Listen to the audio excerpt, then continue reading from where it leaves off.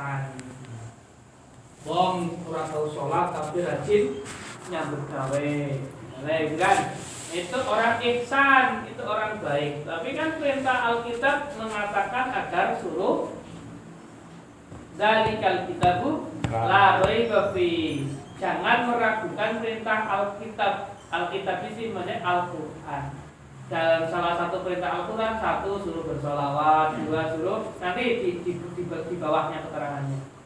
Dzalikal kitabu la raiba fi hudalil muttaqin. Terus allazi al-muttaqin itu yang bagaimana? Allazi ya wong sing takwa minhu, allazina yu'minu. Wong sing iman apa? Alladzina yu'minuna bil ghaib. Harus meyakini sesuatu yang ghaib. Ghaib di sini maknanya jin setan. Ghaib di sini adalah sesuatu yang di luar batas kemampuanmu. Di luar batas kemampuan kita yang paling tinggi adalah zat yang paling ghaib, yaitu Allah. Jadi meyakini adanya sesuatu yang sangat di luar kemampuan kita. Artinya di situ terjadi perbedaan kita sebagai makhluk dan Al-Khaliq sebagai Tuhan. Arti kepenake kowe yakin nek awake dheweke hambane Gusti Allah lan Gusti Allah ke pangeran kita. Zalikal kita belarai babi hudalil muttaqin alladzina yu'minuna bil ghaibi. Ghaib di sini artinya berarti meyakini Allah, meyakini kitab Allah, Rasulullah Allah, malaikat apa? Iman kepada Allah. Amanu billahi wa malaikatihi wa kutubihi wa rusulihi wa bil yaumil akhir. Ya, kenapa di situ tidak yaumil awal? Yaumil akhir di situ pun tidak bermakna hari kiamat. Bisa dimaknai hari kiamat, bisa dimaknai bukan hari esok. Karena saking goibnya hari esok pun kita tidak tahu. Besok kita mau pakai baju apa, mau makan apa, tinggal di mana, menyusuri apa orang yang ngerti. Sehingga hal diri kita saja kita tidak tahu. Diri kita saja kita tidak tahu kegoibannya. Apalagi menelaah atau mencari zat yang maha goib. Kita tidak mampu. Oleh karena itu al-ghaib di situ maknanya adalah adanya pembatas antara makhluk yang serba butuh dan Tuhan yang serba ngasih. Maka kemudian di Al-Qur'an banyak menyebut Ar-Rahman Ar-Rahim yang artinya Maha Pengasih dan Penyayang. Arti ghaib di situ berarti maknanya pembatas antara siapa? Antara makhluk dengan Khaliq. Pembatas antara ciptaan dengan yang mencipta. Jadi meyakini itu. Jadi jangan dimaknai ghaib kan demit, salah besar. Tafsirnya bukan jin. Al-ghaib di situ maknanya sesuatu di luar kemampuan kita. 5 jam yang akan datang, saya tahu nggak kalau saya mau minum susu? Nggak tahu, kecuali di program. Di program sekalipun juga belum tentu terlaksana. Nah, artinya gini, semua takdir sudah ada tulisannya, tetapi takdir boleh memilih. Contoh, saya semua takdir di dunia ini itu sudah di atas, sudah ada tulisannya, tetapi kita boleh memilih takdir apa yang ingin kita lakukan. Sama, 5 jam yang akan datang Allah sudah menentukan kamu mau jadi apa kok. Tapi kita boleh memilih mau ngapain. Di program sejam megang kopi, sejam wudhu, sejam makan mendoan, sejam turu misalnya. Kan berprogram. Andai tidak kamu program sekalipun, 5 jam yang akan datang tetap terjadi. Orang bakal mandek. Jadi di Al-Quran semua apapun yang tertulis di dunia itu sudah tertulis semua. Tetapi kita bebas memilih mau jadi apa. Itulah yang dinamakan qadar. Khairihi wa syarihi itu pilihan. Amanu billahi wa malaikatihi wa kutubihi wa rusulihi wa bil yaumil akhiri wa bil qadari. Nah ini qadar semuanya sudah ada tulisan. Kowe orang mikir setahun yang mengarep jadi apa? Gusti Allah tentu mengarep apa. Tahu kan? Artinya Qadar semua itu sudah tertentukan. Tapi khairihi wa syarihi minallahi ta'ala, dari Allah, tapi kowe bebas menentukan. Maka saya sejam yang akan datang ingin makan sate misalnya. Kan itu saya program, saya wujudkan. Tapi belum tentu yaitu khair, bagus atau tidak, tergantung tulisan di Lauhul Mahfuz. Kesimpulannya gini, artinya setiap manusia nggak usah memikirkan takdir. Yang kamu pikirkan adalah usaha kamu. Lalu apa? Hasilnya khairihi wa syarihi, kamu harus lega. Mana? Jadi kamu tidak usah memikirkan takdir. Yang kamu pikirkan adalah ikhtiarnya, usahanya. Tapi hasilnya bagus atau jelek, kamu pasrahkan kepada Allah. Paham? Kemudian lanjut. Alladzina yu'minuna bil ghaibi. Ghaib adalah tadi tafsirannya apa? Ghaib sesuatu di luar dari kemampuan. Alladzina yu'minuna bil ghaibi. Nah, standarnya di mana? Wa yuqimunas shalah. Wa yuqimunas shalah. Wong sing sregep-sregep DP karo Gusti Allah. Orang yang salat. As-shalah di sini maknanya bisa berupa salat, bisa berupa doa. Artinya wong sing merek karo Gusti Allah. Kejabane salat, terus wa yuqimunas sholata wa mimma razaqnahum yunfiqun. Karena barang siapa yang menata ibadahnya, maka ditatalah hidupnya. Orang tertata hidupnya maka bisa mimma razaqnahum yunfiqun. Orang yang sudah tertata hidupnya, maka jangan sampai lupa sebagian dari rezeki kita adalah rezekinya orang lain. Maka berbagilah. Maka Al-Quran pun menjasmen diri kita untuk hidup tertata. Maka kalau ada di antara kita hidupnya belum tertata, maka itu harus ditata. Mongko niku pentinge ngaji. Ngaji niku artinya apa? Ditoto apike kaya ngono. Paham kan? Jadi 5 ayat pertama Al-Baqarah niku tafsire niku adalah menunjukkan satu, keyakinanmu terhadap agama Islam dimulai dari kamu yakin terhadap ajarannya. Bagaimana kamu menjadi orang yang mengaku agama Islam tapi kamu sendiri tidak yakin dengan ajaran agama Islam? Maka sangat logika jika syarat utama atau syarat mutlak kamu mengakui bahwa kamu Islam adalah kamu yakin dengan ajaran Islam. Salah satu keyakinan dengan ajaran Islam maka meyakini kebenaran Al-Quran dan hadis. Pertama. Yang kedua adalah bentuk dari penafsirannya dari orang yang percaya kepada Al-Quran dan hadis itu dinamakan mutakin. Standar orang mutakin bagaimana? Karena orang yang percaya kepada agama Islam itu ada dua, yaitu orang yang ihsan dan orang yang mutakin. Kalau ihsan saja itu ada yang mengatakan munafik. Orang munafik itu ya orang Islam tapi belum senang karo ajaran Islam. Jadi itu kafir. Kalau kafir itu sangat benci dengan Islam, ingin menghancurkan dan menyatakan diri murtad, itu kafir. Tapi wong munafik wong sing ora wong sing ngakune Islam tapi ora gelem nglakokna ajaran Islam secara kafah, niku diarani wong munafik.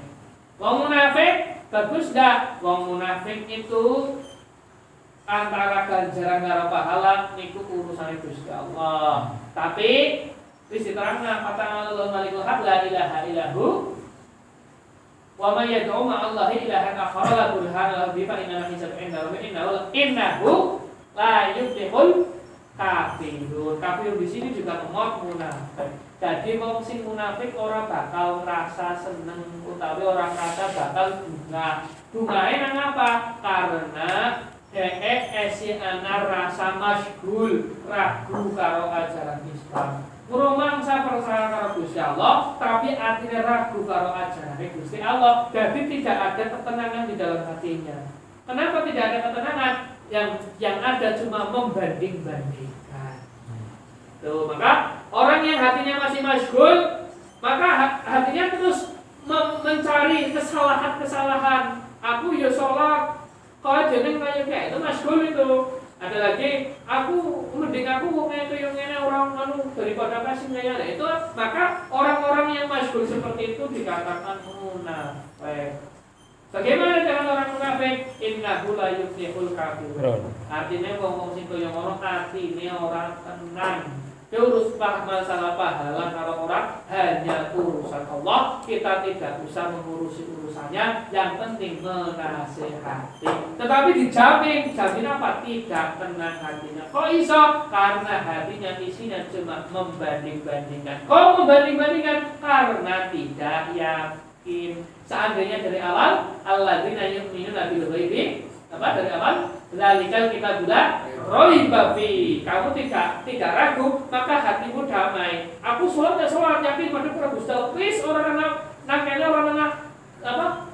anak ireng-ireng sing lah yang sholatnya jadi enggak ada, karena dia sudah meyakini bahwa ini ajaran Islam. Selesai, enggak ada pertimbangan enggak. Sholat ya sholat, zakat ya zakat, ya puasa ya puasa. Tapi kalau munafik enggak dipertimbangkan, yang mending yang orang sholat daripada sing sholat kayak itu banding-bandingkan misalnya begitu. Itu namanya munafik. Orang munafik merasa surga pada neraka hanya urusan Allah. Kita tidak ada di situ untuk menjudgment mereka itu surga atau neraka, itu urusan Allah. Jadi yang jelas kewajiban kita terhadap orang-orang seperti itu adalah menasehati selagi masih hidup. Tahu tak? Nasehati selagi masih hidup. Maka syarat utama untuk kamu meyakini Islam adalah kamu harus mengakui dan percaya bahwa Al-Quran itu benar, titik. Benar. Sebagai apa? Al-Huda, petunjuk. Kalau kamu pun dari awal sudah tidak yakin dengan ajaran Islam, bagaimana mungkin kamu dikatakan Islam? Yang ada hatimu ragu. Keraguan itu yang menjadikan masgul, genjolanan hati yang akhirnya jadi munafik. Isine mung arep ibadah beda dipertimbang-pertimbangkan. Yang sholat kuliah apa, yang zakat kuliah apa, yang itu artinya seperti itu. Artinya masgul. Beda orang yang sudah kafar, apa? Allahu Akbar. Ya wis nek ora usah mikir apa-apa. Tahu kan? Nah, maka selanjutnya adalah kriterianya adalah alladzina yu'minuna, wong sing iman.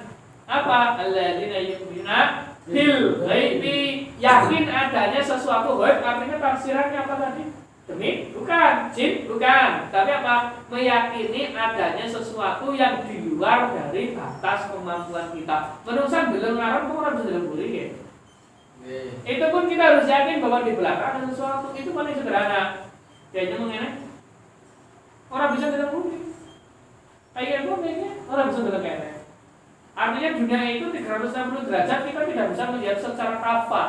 Maka itu menunjukkan manusia itu dhaif. Makanya doa ke Allahumma apa?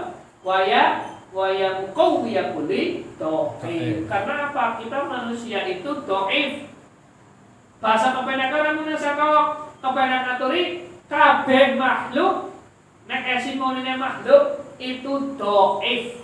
Arti kata dhaif maksudnya apa? Esi duwe butuh. Nah, karena orang itu punya kebutuhan, maka orang itu akhirnya diberikan petunjuk ilahiyah. Muncullah bahasa. Bahasa adalah alat yang paling sederhana.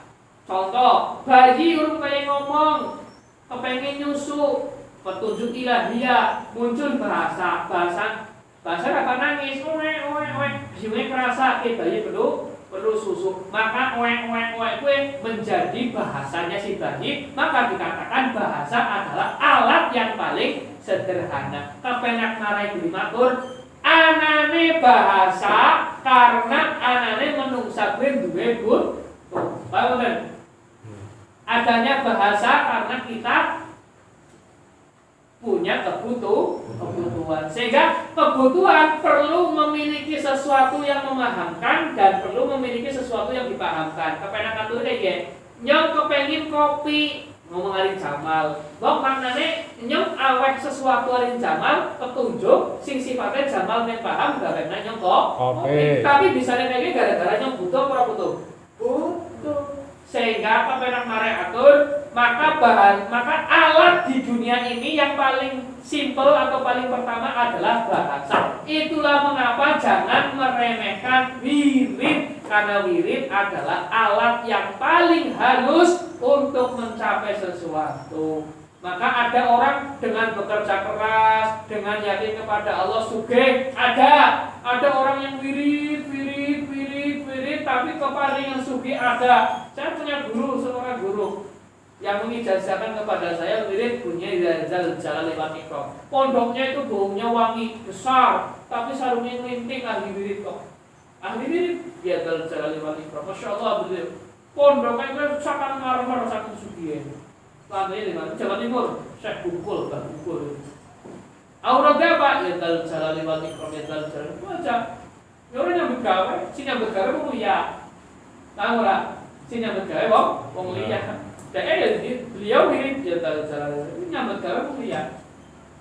Ada yang sugih karena seperti itu. Ada yang karena dia bekerja keras itu sugih. Artinya gini, jangan meremehkan wirid. Karena wirid adalah alat yang paling halus untuk mencapai sesuatu. Karena sebelum munculnya alat, wirid bahasa adalah petunjuk yang pertama di dunia. Contoh, bayi oe, ki urung ana omongan sing liya, maka bahasa si bayi oe dan petunjuk itu adalah yang pertama kali terucap.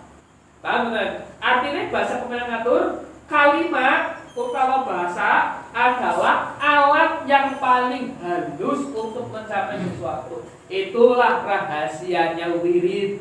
Maka dikatakan ad-du'a'u silahul mukmin. Doa adalah pedangnya wong sing percaya. Maka orang-orang yang mengetahui hakikat zikir, ad-du'a'u silahul mukmin. Doa adalah pedang utawa alat wong sing iman. Itu menunjukkan bahwa yang namanya wirid itu adalah alat untuk mencapai sesuatu, tapi alat sing paling lembut di antara sing paling lembut. Itulah aurat atau bahasa atau yang lain, istilah-istilah. Maka al-ghaib bukan bermakna jin. Di situ, ghaib adalah batas yang tidak bisa kita tembus. Paham kan? Maka ghaib alladzina yu'minuna bil ghaib. Sesuatu yang tidak bisa kita tembus. Sesuatu yang tidak bisa kita tembus yang paling tinggi adalah zatnya Allah. Maka kita nggak usah memikirkan Allah itu bagaimana, Allah itu di mana, Allah itu nggak usah dipikirkan. Pikirkan aja, kamu pikirkan di Bapak. Yang kamu pikirkan cukup dirimu dan kecerdasan dirimu. Maksudnya kecerdasan dirimu apa? Orang yang cerdas itu bukan orang yang SQ, IQ dan EQ-nya tinggi, tidak. Tapi orang yang cerdas di Al-Quran mengatakan apa? Orang yang berhasil memperoleh rahmat Allah. Wa makna orang yang berhasil memperoleh rahmat Allah artinya orang yang hidupnya mampu mewujudkan hidup yang damai atau tentram. Itu orang cerdas. Bagaimana agar hidupnya tentram? Satu, paling tidak diwujudkan kedamaian. Dua, bisa damai, nek ono modal. Tiga, paling ora usaha dia mampu mengontrol ekonominya sehingga keluarga tertata, damai terwujud. Intinya adalah orang yang cerdas adalah orang yang mendapatkan rahmatnya Allah. Apa yang mendapat rahmat Allah? Orang yang mau untuk meminta dan mau untuk mencari. Tak ulangi. Orang yang mendapat rahmat Allah adalah orang yang mau meminta dan mau mencari. Kita meminta malam ini, ya Allah berkah rahmat jebret kabul. Nah dari ngesuk digolek. Sinau digolek untuk ngesuk ketemu apa-apa yakin celengan ngesuk ketemu. Tahu kan? Maka orang yang mendapat rahmat Allah dikatakan Al-Quran dua. Kalau malam dia meminta, kalau siang dia bertebaran di muka bumi mencari keutamaan-keutamaan. Apa keutamaan-keutamaan? Apa sih disediakan alam? Keutamaan HP-an rusak jadi bakul HP.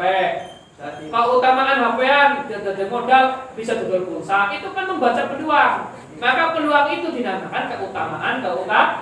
Wong butuh madang, wah punya peluang nganggur pari kudu dol. Wong bola cilik butuh dolanan, butuh panganan sing sifatnya kreasi gawe arum manis, itu namanya keutamaan atau yang namanya fadilah. Maka orang yang mendapat rahmat Allah adalah orang yang berhasil menata hidupnya. Apa yang berhasil menata hidupnya? Orang yang mau meminta dan orang yang mau mencari. Orang yang mau meminta adalah dengan doa atau yang lain. Karena apa? Doa adalah silahul mukmin, alat yang paling sederhana untuk memperoleh. Kemudian besoknya gimana? Dan orang yang mau bertebaran. Nah, di sini bertebaran itu maknanya banyak. Bisa merantau, bisa bekerja, bisa berusaha di rumah. Apapun itu tergantung pada kecerdasan masing-masing. Itu yang namanya fadilah atau keutamaan. Sehingga kesimpulannya gampang. Wong cerdas adalah wong sing iso nata urip. Wong sing iso nata urip, wong sing entuk rahmate Gusti Allah. Wong sing entuk rahmate Gusti Allah adalah wong yang mau meminta kepada Allah dan orang yang mau mencari pemberian Allah. Tak ulangi, wong sing gelem jaluk kan Gusti Allah karo gelem goleki apa sing digawe nang Gusti Allah. Nah Gusti Allah wis digawe wis, tapi wujude nang alam semesta digolek. Apa nang kayu, apa nang aromanis, apa nang bebek, apa nang peri, apa nang entok, apa nang HP, apa nang minyak, apa nang wangi, apa nang banyak. Itu pemberian Allah. Karena apa? Kowe bisa nganggo tapi ora bisa gawe. Itu pemberian Allah. Maka kepenake wong cerdas adalah orang yang bisa menata hidup. Orang yang bisa menata hidup adalah orang yang mendapat rahmat Allah. Orang yang mendapat rahmat Allah adalah orang yang mau meminta dan mau mencari. Apa yang dicari? Fadilah. Apa itu fadilah? Keutamaan atau peluang-peluang yang menghasilkan ma'isyah. Paham kan? Itulah makna dari kalimat al-ghaib. Yang larang tafsir dhuwur nggih. Kan? Tafsir dhuwur. Nek supaya iki takone kan bisa bunai. Dhuwur banget ya. Indonesia ning. Kedua aja dhuwur. Sampai mau ngomong. Terus sampai ayat 5. Mundur. Alladzina yu'minuna bil ghaib. Tadi berarti ghaib penjelasannya tadi sudah jelas ya. Jadi al-ghaib ada di namanya. Next penjelasannya tafsir sing sederhana, al-ghaib maknanya jin. Itu bukan dimaknai jin. Al-ghaib adalah sesuatu atau perkara-perkara apapun sing sifatnya di luar kemampuan manusia atau kemampuan makhluk lah. Di luar kemampuan makhluk. Alladzina yu'minuna bil ghaibi terus wa yuqimuna shalah. Wong sing gelem nglakoni perintah salat. Salat nang kene warna akeh. Salat itu udah sekumplite ya zikir ya aurat ya donga ya salat. Maka orang yang sudah punya potensial mikir nata urip, gue nek ora diweling salat engko kebablasan contoh. Nyang wis terbiasa nyambut gawe gue di dalam mulai peluang bisnis dodol. Nek orang ana perintah sholat, maka bisa wong gue langkah istirahat. Karena mulai peluang bisnis dodol aromanis nang barang-barang lari ora patut. Jam itu masih jam itu. Nek orang ana perintah sholat ambruk. Tapi mereka perintah sholat itu sebenarnya sholat itu bukan merupakan kebutuhan Allah, tapi merupakan kebaikan dewek supaya dewek bisa istirahat. Sebenarnya sholat itu adalah kebutuhan kita. Kenapa? Misal seandainya Allah tidak mendahulukan perintah sholat, niscaya wong sedunia kita tidak pernah istirahat, karena yang ada hanya fadilah. Pergi manusia, maka tidak ada istirahatnya. Maka apa? Kamu akan menjadi orang yang musrifin. Maka wong sing bisanya bergawe penguripi keluarga tapi orang salat diarani musrifin. Wong sing terlalu berlebihan. Apa berlebihan? Yang tujuannya main, nyok pengen bergawe anaknya nyok mencot tapi orang sholat. Maka dia dapat pahala karena mempani keluar Tapi kalau orang sholat itu musrifin, wong sing berlebihan. Kenapa berlebihan? Apa sih berlebihan? Tapi kan orang. Kenapa dikatakan musrifin? Karena orang tersebut tujuannya baik tapi caranya tidak baik. Paham? Nah, maka perintah sholat adalah sebenarnya bentuk kasih sayang Allah kepada kita supaya kita bisa menjaga diri. Satu, wong sholat paling ora awake kudu resik, berarti Gusti Allah saking imane dhewek kon jaga resik. Gone kudu resik berarti diatur punya budaya bersih. Terus apa? Sholat gerakannya orang mungkin jagung baik, gerakannya senam itu, berdiri, ruku, sujud, duduk, berdiri. Itu menunjukkan upaya kelancaran peredaran darah. Keempat, tidak hanya sekedar jengklat-jengklit, hatinya dimantapkan. Artinya apa? Difokuskan. Nah, pikirannya sih bisa fokus dan remaja difokus namanya. Difokuskan. Jadi sholat itu adalah kasih sayang Allah supaya manusia itu lebih hidupnya berkualitas. Maka Allah dawuh di dalam Al-Quran, siapa orang yang mau memperbaiki sholatnya atau bagus ke sholatnya atau dandani sholatnya atau ngapik-ngapiki sholatnya, Gusti Allah bakal ngapiki uripe. Itu sahih. Kenapa bisa seperti itu? Saya kembalikan, siapa orang yang mau sholat berarti orang tersebut mau meningkatkan kualitas diri. Ya. Nah, jadi siapa orang yang mau bagus ke sholat dan dari sholat ngerep sholat, maka Allah akan membaguskan hidupnya. Kenapa? Karena orang yang mau sholat berarti orang yang mau meningkatkan kualitas diri. Paham belum? Nah itu. Sehingga sholat itu menunjukkan tingkat kualitas hidup seseorang. Wa yuqimuna sholata, orang yang hidupnya sudah berkualitas otomatis bagaimana? Tertata hidupnya. Tertata hidupnya, maka apa? Tandane apa-apa tertata, termasuk kaitannya yang paling dari tertata itu adalah amwal utawa maisha utawa hal yang lain. Intinya tertata itu urusan weteng karo lambe tercukupi. Urusan menungsa kan anak telu, lambe, weteng karo kasyafah. 3. Mulut, perut, kasyafah. Kasyafah itu kelamin. Jadi orang yang hidupnya tertata apa? Sudah tertata lambene, tertata wetenge, tertata barangnya, insya Allah hidupnya damai. Ketika orangnya hidupnya damai itu bagaimana? Maka tandanya orang yang sudah damai hidupnya tentram. Tentram berarti segala yang tersedia. Segalanya itu terangkum dalam satu kalimat ma'isyah. Apa ma'isyah? Walaqad makanna.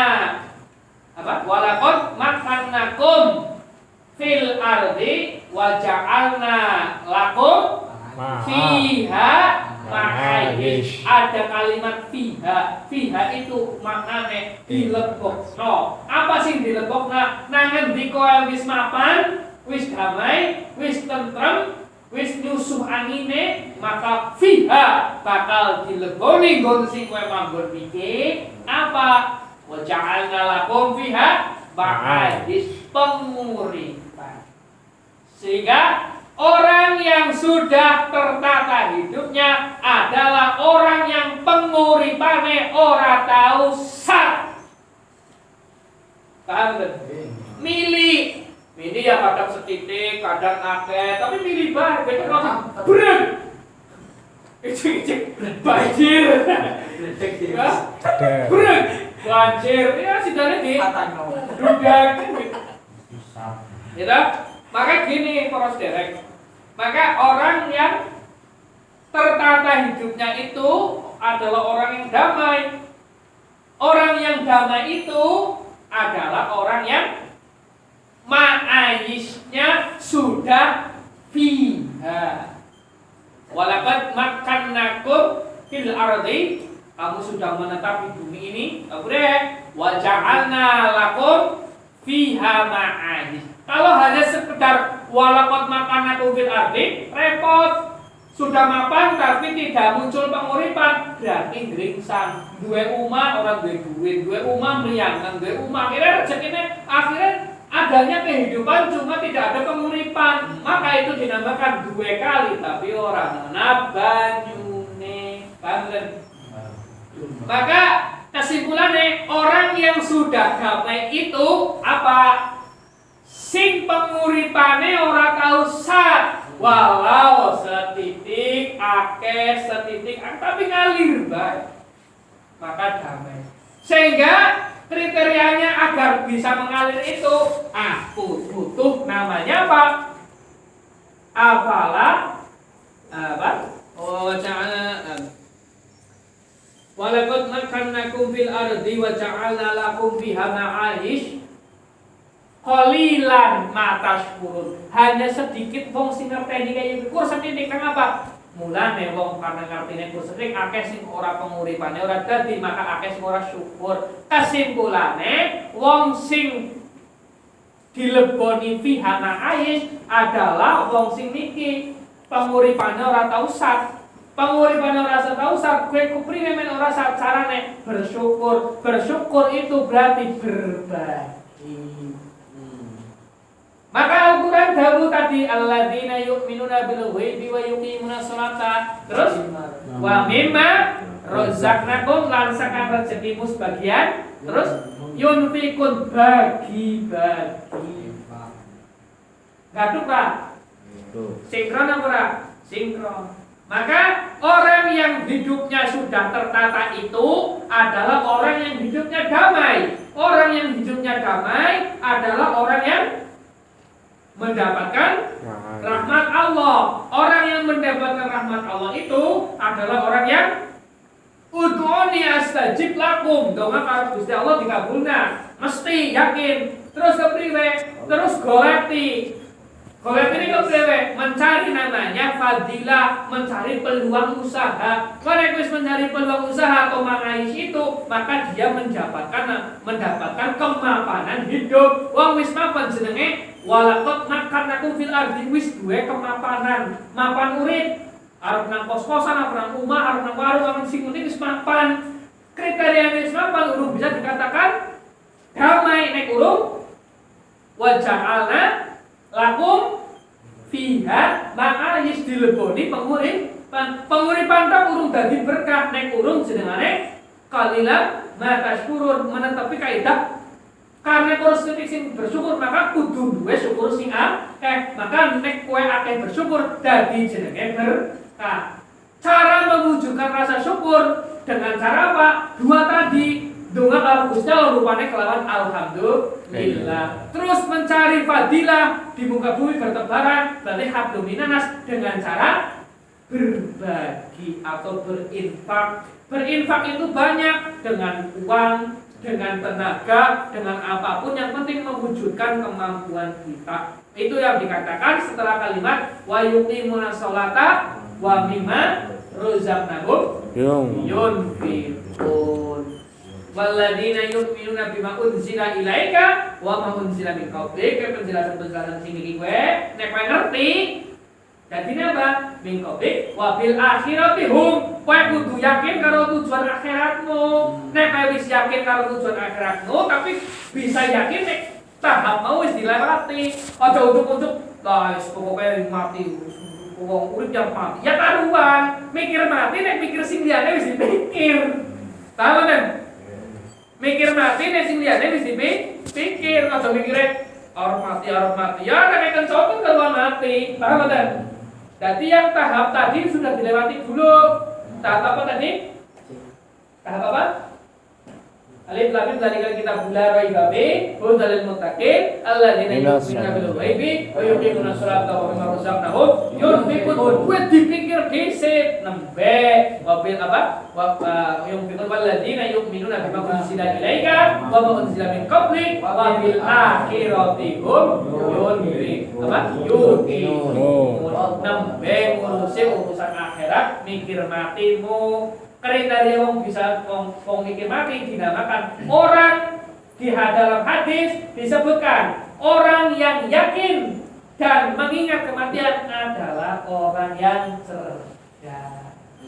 Sehingga dikatakan cerdas adalah orang yang sudah melewati tahap tadi. Karena tidak boleh berpikir mati kalau belum berpikir tadi. Lah orang keliru. Wong sing cerdas, wong sing ambedina eling mati. Akhirnya jago ambedina arep mati.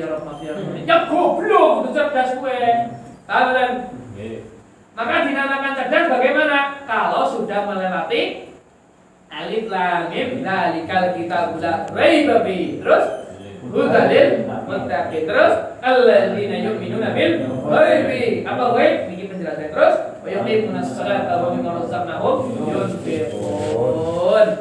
Walladzina yu'minuna bima unzila ilaika wa ma unzila min qablik wa bil akhirati hum yuqinun. Maka nabi mikir mati, maka wong sing kaya iki di dalam hadis wong sing mengingat mati otomatis sudah melewati tahap iki dinamakan orang cerdas. Maka apa? Ulaika humul muflihun. Maka wong sing gelem mikir tahap-tahap niki ulaika humul muflih. Apa muflih? Bejo. Jadi wong sing bejo ke apa? Wong sing mikir mati, wong sing mikir sedure mati. Paham kan?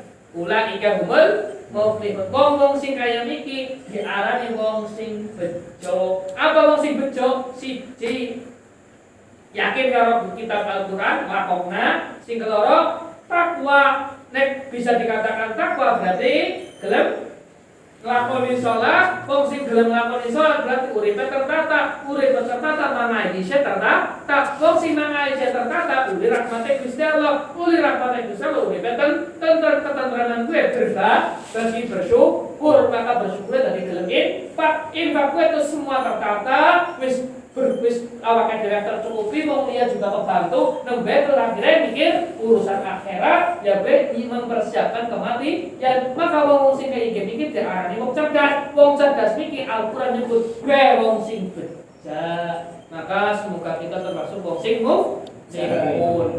Artinya apa? Orang yang bijak. Jadi ghaib di situ bukan bermakna beli. Memang dan anu esuk nang IAIG pengkajian tafsir. Pola Gustika. Tenang buat tafsiran. Mungkin seperti itu, nggih. Berarti diulangi coba. Satu. Saya kira ceramah saya itu dari awal dan sampai akhir itu berhubungan. Jadi nek asal bisa awalnya bisa akhirnya. Ya lah. Satu. Apa Likim? Wow. Jadi ini dibaca alif lam mim terus. Dan ini kalau kita Nah, berarti apa? Konsing? Konsing percaya Gusti Allah berarti untuk percaya kalau Quran. Ada Alkitab, kitab itu aturan Quran. Terus konsing percaya maka apa? Petunjuk. Wong sing uli pituduh apa banyak kudu uli pituduh ke angel. Senajan nganggo klambine kudu dibare carane angel. Paham kan? Maka itu Buddha jadi petunjuk, maka Al-Qur'an itu petunjuk. Kowe kon mikir akhirat, kudu ngerti carane angel, maka diwehi petunjuk. Maka wong sing kudu mikir dunia, kudu mikir akhirat, berarti memang kudu petunjuk ya angel. Diomongin kayak yang apa ya kupingnya didablet bae mau anu urung uli petunjuk. Maka orang yang sudah mendapatkan petunjuk dan meyakini kitab Al-Quran sebagai yang hak, maka dinamakan Muttaqin. Terus apa kriterianya? terus kriterianya ya kan ini kriterianya apa? Alladzi Ayo itu nanti percaya. Wong sing percaya karo Sesuatu sing sesuatu yang kowe Bapak bukan Di luar kemampuan. di luar kemampuanmu. Siapa di luar kemampuan? Allah. Dan segala Kuasanya. Ya di situ meliputi malaikat, jin, pokoknya di luar mripate galaksi meruh itu. Ya toh? Terus, terus di luar kemampuan kita terus. Munas sholat. Wa yuqimunas shalah, wong sing gelem dandani salat. Wong sing gelem dandani salat kan uripe didandani. Logikanya apa? Salat itu bukan kebutuhan Gusti Allah. Salat itu kebutuhannya manusia untuk meningkatkan kualitas hidup. Aja ngomong salat istirahat, repot tuh dadi penafsirannya. Salat bukan kebutuhan yang Allah, tapi salat adalah kebutuhan makhluk. Buat apa? Meningkatkan kualitas hidup. Aja salat istirahat salah. Salat bukan kebutuhan Allah, tapi salat adalah kebutuhan makhluk. Bung apa? Meningkatkan kualitas hidup. Arep pakai yang ngapakan sawah, wong gelem salatnya itu resik, Bo. Nah, orang kudu wisu dhisik. Nah, itu namanya meningkatkan kualitas hidup. Contoh sederhana nih. Terus orang yang sudah hidupnya tertata maka damai, kriteria damai adalah mendapat rahmat Allah. Ciri rahmat Allah itu ada dua. Loh, ini penting kan? Ciri rahmat Allah itu dua apa? Ud'uni astajib lakum. Yang kedua adalah ma'isyatan, mencari ma'isat. Buat kepenake apa? Sing pertama, donga, sing makbul, sing keloro golek peluang bisnis utawa peluang apapun untuk menyambung urip. Paham ora? Ya, atau penguripan. Golek penguripan iki bae, golek fadilah atau penguripan. Terus maka ya uripe kepenak berarti bisa Netep. dan di Makan. bumi. Nek netep nang bumi netep tok garing ya ora berkah. Maka netep bisa menjadi Berkah. Syaratnya berkah. Syaratnya berkah. Wa ja'alna lakum fiha ma'is, kepanjingan penguripan sing ora tahu mili banyak sejahtera. Tanda sejahtera adalah mau untuk bersyukur. Tanda bersyukur itu dua, hablum minallah dengan hamdalah, kan hablum minanas dengan berbagi banyak, berbagi ilmu. Nyong bisane marai kayak gini itu termasuk infak. Nyong tayangnya kayak gini, nyong tayangnya awet duit, nyong tayangnya awet mangan, nyong tayangnya awet kerupuk, itu namanya berbagi. Nyong tayangnya awet pajero, itu yang ngapungan itu bisa awet apaan sapu. Nah terus Awet serius. terakhir, maka wabil akhiratihum yuk mikir apa akhirat? Sesuatu untuk amalan-amalan masa depan atau masa akhirat. Akhirat di situ mana? Hari-hari setelah kamu tercabut ruhnya. Berarti apa? Hari-hari di mana banyu wis ora kerasanan kowe. Berarti maksudnya apa? Hari-hari ya, hari-hari dewek wis ora nang dunya. Tahu kan? Ya akhirat. Terus terakhir, orang yang sudah mau untuk memikirkan akhirat pasti dia akan teringat dengan al-maut. Kita ulangi, orang yang teringat dengan urusan akhirat pasti dia akan teringat dengan kematian atau al-maut.